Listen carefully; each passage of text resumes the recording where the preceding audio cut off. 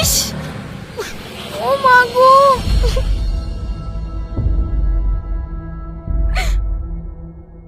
ওঠো ওঠো, তোমার লাগেনি তো? ছেড়ে আমাকে, অসভ্য জানোয়ার কোথাকার।